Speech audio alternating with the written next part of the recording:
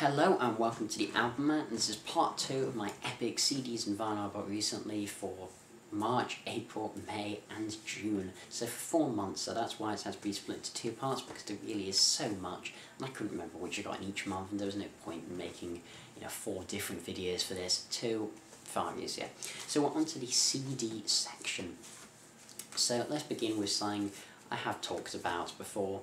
Steven Wilson's Hand Cannot Erase. I pre-ordered this album earlier this year, and was I disappointed? Hell no. If you haven't seen my review of this album, see it if you want to hear me gush about this album. And also I talk about the story behind it and give sort of a bit of an analysis of it. But this album's fantastic.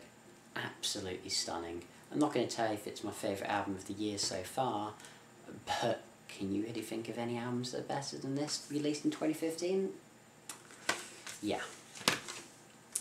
Interesting release here. This is Alceste, Acai de Lune, one of my favourite Alceste albums. They're a French post-rock shoegaze, but at this time period, a lot of black gaze and atmospheric black metal influences here. They're one of the best at what they do. There's very few bands that can combine post-rock and black metal as well as Alceste, and while they've definitely moved away from this more black metal tinged sound, this is one of the pinnacles of that. They made, to be honest, all of their albums are pretty damn amazing, but Acai de Lune is definitely one of my favourites. A complete change of direction here is Magnum's live album, Escape from the Shadow Garden. So Magnum doesn't seem to do too many live albums. I'm a big Magnum fan. I saw them on this tour. I have Escape from the Shadow Garden. Actually, just here I have the album on vinyl, and it's coloured vinyl as well. It's pretty damn cool. So of course I couldn't resist getting the live version, and it is actually signed, which is awesome. I just find it, for example, Mark Stanway and Al Barrow. So it's signed by all the members, and that's pretty damn awesome. That was with the sort of pre-order from their own store. And yeah, really good live album, fantastic production on this. And while the set, I mean, Magnum set lists of course revolve around a lot of the older stuff, and I suppose I'm always a little disappointed they don't play more of the new, and particularly on here, this isn't, the whole of their concert, this is just 12 songs. And here, of like the newer stuff they do play, well, pick on here, so they pick stuff like Black Skies, which I don't really think is that good. But a lot of it's just the classics, How Far Jerusalem, Les Morts Dansant, Kingdom of Madness, Vigilante, All England's Eyes, which we've heard a lot before, and I would have liked it if on here we had versions of, I don't know, The Moon King, or anything from the Moon King album, or Dragons Are Real, something. But it's really good. I'm not really complaining. It's a great Magnum live album, and any Magnum fan should check it out. But I wouldn't use it as an introduction to the band. If you want to get into them on a Storyteller's Night, it's the way to go. Black Keys 10 Blue. We've had a bit of Black Keys on vinyl with El Camino, and I saw this for a few quid. And I was a little disappointed with 10 Blue. I don't think it's as good as Brothers or El Camino. It's certainly an album I've listened to quite a bit, particularly last summer. It's definitely one of my albums of the summer. On a sunny day, having Wait in Love or Fever playing goes really, really well. And I definitely think it loses pace. As I have reviewed the album, songs like It's Up to You Now, Waiting on Words, 10 Lovers just feel a bit monotonous, and a lot of the songs sound a bit samey here, which is very different to El Camino, where every song really has its own personality. Still a good album, still a good one, but certainly not great. Another Alceste album, Shelter. I think it's called Shelter. It should be. I mean, I have reviewed this album, so if you want my full opinions on that, take a look. So yeah, the reason I bought the 2 Alceste albums recently, because I went to see them. Second time seeing them. The first time it was supporting Opeth, though unfortunately I only got to catch the last song they played, which was Deliverance, which is on this album, and that was a shame. And I was kind of annoyed about that, so I decided to see them when they were playing. And yet again, I managed to be late for Alceste. I'm never late for concerts, but for Alceste, I seem to have been twice in a row late. So I missed the first couple of songs they played, but I managed to catch 90% of their set this time, which was great. And they were a fantastic band live. Shelter, I don't like it as much as the 2 albums before it, but I certainly appreciate the direction. I don't have a problem with them going in this complete shoegaze, post-rock, clean vocal direction. I think it suits them, but I do admit live, as soon as you get Nij, you know, doing those harsher vocals and really taking the songs up a level with the metal, they just are that bit better. The audience is more receptive to them than the songs on here. Something I was so happy to get because this is really quite rare. So as you can see, I got this for £6, and this on Amazon, certainly in the UK, it usually goes for about 30 odd pounds. So what is this? Well, this is a limited edition kind of box set of the Runaways, and this is the Mercury album anthology. I love the Runaways. Joan Jett, Lita Ford, Sherry Curry, and the other one. I'm sorry, other one. I feel really bad now. But yeah, fantastic all-female band who really just rocks the world. I mean, Joan Jett was someone I grew up listening to. I Love Rock and Roll was a song, even when I was really, really young, I just adored. And that album has been, it was one of the first albums I ever got, really. It was just, it's been such a fantastic album. And this is great. This has their debut, live in Japan, Queens of Noise, which is probably the best thing they did, a live album, Waiting for the Night, I think that's it, yeah. And it has them on separate discs, and the Runaway stuff is really hard to get, impossible to get on vinyl really, and super hard to get on CD. They've never been released that well, and this is the best way to get it, but it's just so expensive, so the fact for £6, absolute bargain. Time for a bit of prog now. We're going to start with Gentle Giant. Appropriate. I love this cover. I mean, just look at that face. How fantastic is that cover? And then you look at the back, and the giant has all the band in his hand. Wonderful cover for a wonderful album. Gentle Giant, prog band, been on my radar, never got around to them. Yet this is the story of many albums that I pick up. I know. But so pleased I did. Damn, this is such a wonderful prog album. I don't know why I haven't listened to this album. For someone who says that their favourite genre is prog, and that their favourite type of prog is 70s prog, how I'd never listened to Gentle Giant's debut, I genuinely don't know. Songs like, well, the title track Giant is probably my favourite, but Alucard as well is just so wonderful. Nothing at all, the 9-minute epic. Short album, nothing, you know, well, nothing over the 10-minute mark certainly, and just, also it was produced by Tony Visconti as well, which is interesting. Bowie fans will of course know that name particularly, and yeah, one of the 70s finest prog albums. And another of the 70s finest prog albums is Lark's Tongues in Aspic by King Crimson. I'm going to see King Crimson later this year, which is just going to be amazing. I'm sure they'll blow my mind. And they play a few songs in this. They play Lark's Tongues in Aspic Part 1, they play Part 2, and The Talking Drum. This is definitely one of their best. While I do prefer their debut and Red, this is probably my number 3 album of theirs, to be honest. Every track is so good, with particular favourites being Part 1 and Part 2 of the title track, and Easy Money I've always had a real soft spot for. Grand Magus's The Hunt. This is the sort of deluxe, well, I don't know, kind of deluxe version of it. It has bonus tracks, and it came with a patch as well, which was pretty cool. And yeah, really good Grand Magus out. If you don't know who they are, they're kind of like new wave of traditional heavy metal, I suppose I'd describe them. I think bands also like Enforcer and Cauldron, other bands big in the scene. A scene I like a lot because I'm a massive new wave of British heavy metal fan. I love a lot of those bands, and this is people trying to just revive that, get that classic metal sound back, and Grand Magus are one of the best at doing so. A bit of mostly autumn now. This is Catch the Spirits, the complete anthology. This is my best of. Now you notice that I very rarely show best ofs or greatest hits on this channel because I very rarely buy them. I don't like greatest hits or best ofs. The problem mostly autumn is that a lot of their catalogue is very expensive and very rare because not much of it's printed, because mostly autumn, particularly in the early days, very small bands, a limited print run, and a lot of these songs you actually just can't get unless you either spend a shit ton of money or just buy this handy 2-disc compilation, which is pretty expensive and has a lot of stuff on it, like Heroes Never Die, Evergreen, Spirit of Autumn Past, so many good songs. Wonderful prog band.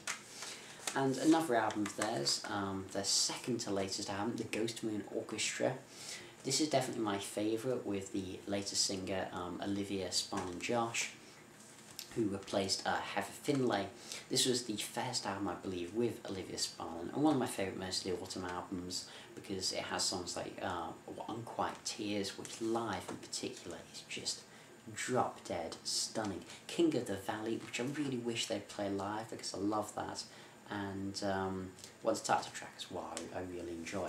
One of my favourite mostly autumn albums. And I don't think the new one, I can't remember the name of it now, I think The Voices of something, it was a concept album, I didn't enjoy that as much.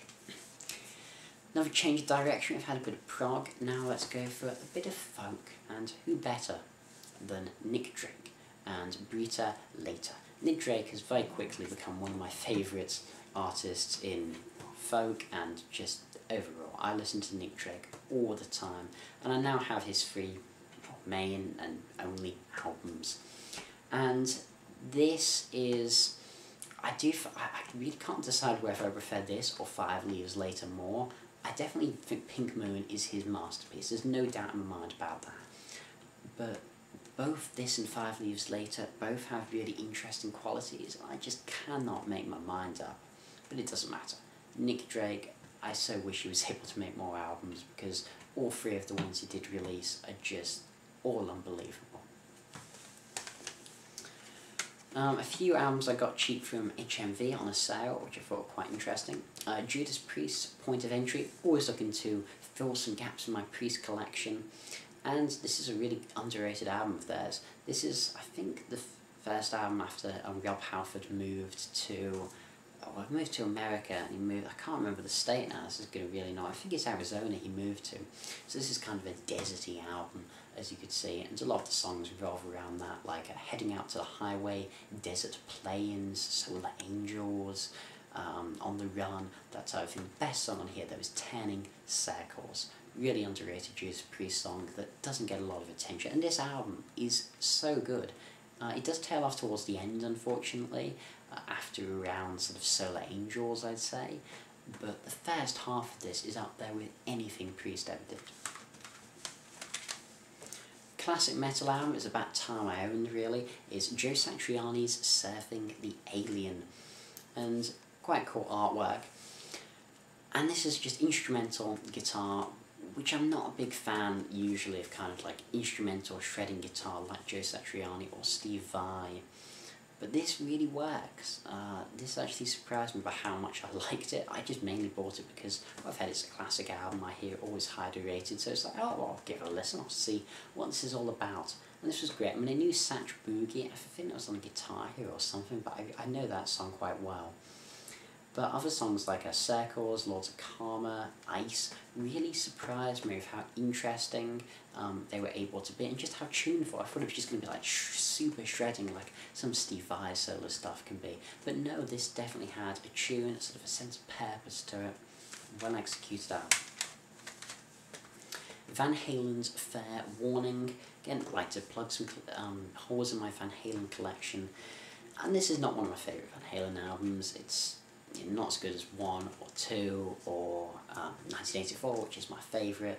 Probably not even as good as Women and Children the First, but it's not bad. Mean Street's a classic.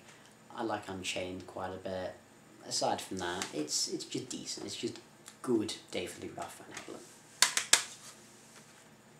The Who, a quick one. This has been the Who album I've been wanting the most, and I seem to now have most of the Who's discography, to be honest. I think I have everything before Faces Dance now. Actually no, I don't know if the Who sell out. That's the only thing I'm missing, then we'll have everything up to Faces Dance. This is really interesting. This is where the Who really began to shape their classic sound. Sure, songs like My Generation and Kids Are Alright from earlier albums became known, and they had singles. This is where they began to do the whole rock opera type thing that of course they've become famous for, with their first rock opera, A Quick One, Walk Is Away, which is a bizarre story, and they played live when I saw them in December, which was great. This also has classics such as Boris the Spider, which is a John Entwistle song, which I really, really like, Run Run Run's quite good as well. Generally speaking, the album it's not one of my favourite Who albums. I don't think it's as good as Tommy or Quadrophenia or Who's Next. It's really a quick one while he's away that is the highlight, is the reason to own this album. A couple of quite hard to get prog albums. This is a really hard to get prog album and a fairly obscure one, to be quite honest. This is Anglergard's Hybris. If you don't know who Anglergard are, which is perfectly understandable, let me tell you, they are one of the kind of big four of Swedish progressive rock, Swedish revival 90s progressive rock. Yeah, a weird scene to term big four for, because it's probably a scene a lot of people are not very familiar with. Yeah, Swedish big four of 90s progressive rock. This is one of the classic albums of the movement. In fact, it's probably the best. I can't remember the names of the other bands, I wish I could, but I'm not so great with names, particularly when they're Swedish. And these guys sing all in Swedish, which, that's cool, we respect them for doing that, but just such amazing instrumentation and really difficult to get. This album I've definitely seen upwards of 30 odd pounds on Amazon, and very rarely you'll come across it, so very, very happy to have it. And then I also happened to come across for like £1 a live CD of Anglergard, so you can't go wrong with Swedish prog. Found this is a car boot, Behemoth's Demigod. This is really cool, good album. I've been getting to Behemoth a lot over the last year. I have only listened to this once, I think, all the way through. I definitely enjoyed it, but I don't think it's as good as Evangelion or The Satanist. But I actually need to listen to it more because I don't remember it that much, I have to admit. But really nice deluxe edition hardback book version. Oops, dropped a few things. Protest the Heroes, Kezia. I think this is their debut album, is it? I'd say it's their debut for the kind of progressive metal band who particularly, I'd say, rose to prominence with Volition in 2013, I want to say. I think it was 2013. And I saw them live at Sonosphere 2014. Wonderful. In fact, it could have been 2014 Volition. I don't remember. But I saw them live in 2014, certainly. They were fantastic. They definitely changed their sound a bit since the early days of Kezia, and I do prefer Volition because Volition has a sort of more melodic aspect to it. Well, this is heavier, more in your face, but it still has that kind of, I don't know how to describe it, almost sort of mathcore element to it, like Dillinger Escape Plan, sort of super aggressive but also really changing and dissonant stuff. Weird, crazy stuff, but amazing. Protest the Hero, great. Adding to my Bob Dylan collection, Pat Garrett and Billy the Kid. Only recommended for hardcore fans, because this basically has Knocking on Heaven's Door. You might say, well, what else does it have? It's a soundtrack, and it's, by soundtrack, it really is very much a soundtrack. Here's some of the song titles. Main title theme, Billy, Billy 1. Final theme, Billy 4. Billy 7. This is a soundtrack in every sense of the word. Knocking on Heaven's Door is a classic. The rest of it, it's not needed by most. Last two things, talked about John Mitchell in the vinyl part, and here's his band, Arena, with 7th Degree of Separation. This is their second to last album, I think, and I really enjoyed this. A very, very strong album. It's pretty much as good as anything Arena have ever done. The sort of progressive rock supergroup, definitely mostly taking influence from sort of neo-prog. I mean, they have Clive Nolan on keyboards from Pendragon. They have Mick Pointer, who was the original Marillion drummer, I believe. I think he was actually on the Market Square Heroes EP. Don't quote me on it. I don't know if he made it to Script for a Jester's Tear. I think he did. I don't know. I honestly can't remember. And of course John Mitchell from It Bites and from a number of other stuff. Arena, I'd say definitely worth checking out. I saw them live, that's why I bought this. They were just selling these off. They had tons of them, clearly from the last tour. It didn't sell too well. If you want to check out the band, the songs from this I would recommend are One Last Au Revoir, Bed of Nails, and The Tinned Box. Last but by no means least, we have Sigur Rós with a buzz in our ears, we play endlessly. That's obviously the English translation. The Icelandic, I can't begin to pronounce what the Icelandic says. This is definitely a change of pace from a lot of Sigur Rós other albums. I've said in quite a number of these, but I just fall in love with Sigur Rós over the past year or two. I have most of their albums now. I think it's really only their debut, Von, that I don't have. And I just love every single one of them. Each of them has their own unique sounds, their own tone, their own distinct identity, and that's what I love about their discography. When you put an album on, you can just tell it's just different from the last one. They're not a band that rest on their laurels and re-release the same thing. And this has definitely changed direction.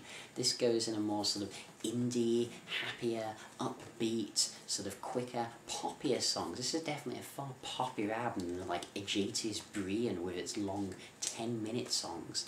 This has songs like Gobbledygook, which are just infectiously catchy and festival as well. And the only English song Sigur Rós have ever written, which is All Right, which is the closing track. And it's really weird to hear Jonsi singing in English and not singing in Icelandic or Hopelandic. It's kind of bizarre, and I don't think it works as well as when he's singing in Icelandic. I really like All Right though. I think it's a beautiful sort of piano song. But I do think Jonsi should stick to Icelandic or Hopelandic. I think that's what he's best at. This album, certainly good. I wouldn't recommend it as a first album for people checking out Sigur Rós. I definitely always recommend Talk. But it's very enjoyable. Can't wait to see what Sigur Rós are going to do next. So yeah, this has been the second part of my very long CDs and vinyl I bought recently for March, April, May and June. This has been TheAIbumMan. Thanks for watching, comment, subscribe and lovely rock and roll.